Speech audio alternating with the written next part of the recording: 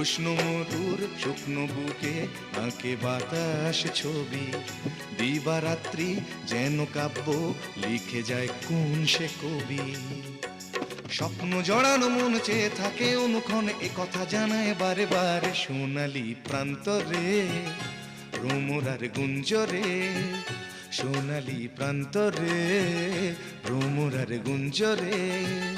দক্ষিণা পবনেতে অন্ধ আবেগে থাকে না মন ঘরে, সোনালি প্রান্তরে ভ্রমরার গুঞ্জরে, সোনালি প্রান্তরে ভ্রমরার গুঞ্জরে।